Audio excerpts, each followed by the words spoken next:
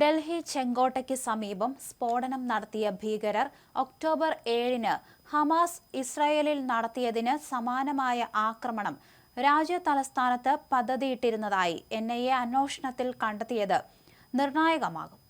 റോക്കറ്റുകളും ഡ്രോണുകളും ഉപയോഗിച്ചുള്ള ആക്രമണത്തിനായിരുന്നു ലക്ഷ്യമിട്ടത്. ചെറു റോക്കറ്റുകൾ നിർമ്മിക്കാനും പദ്ധതിയിട്ടു. ഇതിനിടയിലാണ് വൈറ്റ് കോളർ ഭീകരത ജമ്മുകാശ്മീർ പോലീസ് തിരിച്ചറിയുന്നത്. ഇതോടെ എല്ലാം പൊളിഞ്ഞു. വിദേശത്തും ഗൂഢാലോചന നടന്നു. ചാവേർ ആക്രമണം നടത്തിയ ഉമർ ഉൻ നബിക്കൊപ്പം പ്രവർത്തിച്ച രണ്ടാമത്തെ ഭീകരനെ അറസ്റ്റ് ചെയ്തതോടെയാണ് ലക്ഷ്യങ്ങൾ വ്യക്തമാകുന്നത്. അതിനിടെ തിരിച്ചടിയുടെ സൂചനകൾ ഇന്ത്യ നൽകിക്കഴിഞ്ഞു.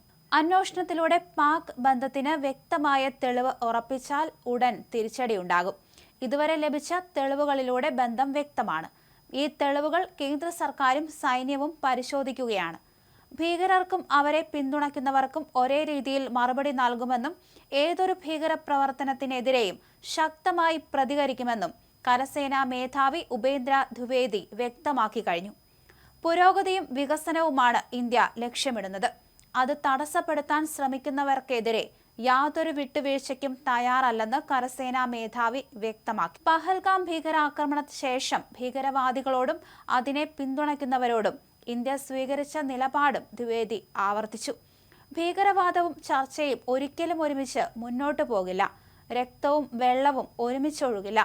സമാധാനപരമായ പ്രക്രിയയെ ഇന്ത്യ പിന്തുണയ്ക്കുകയും അതിനോട് സഹകരിക്കുകയും ചെയ്യും. ഒന്നിനെയും ഭയപ്പെടാത്ത തരത്തിലേക്ക് ഇന്ത്യ വളർന്നു. ഇന്ത്യ വിരുദ്ധ ഗ്രൂപ്പുകളെ പിന്തുണയ്ക്കുന്നത് തുടർന്നാൽ തീവ്രവാദ വിരുദ്ധ പ്രവർത്തനങ്ങളിലെ ഇന്ത്യയുടെ പുതിയ രീതി പാകിസ്ഥാന് വലിയ വെല്ലുവിളി ഉയർത്തും.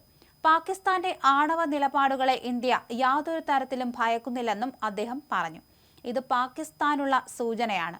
ചെങ്കോട്ടയിലെ ഭീകരതയ്ക്ക് പിന്നിലുള്ളവർ ജെയ്ഷെ മുഹമ്മദ് ഭീകരരാണെന്നും വ്യക്തമായിട്ടുണ്ട്.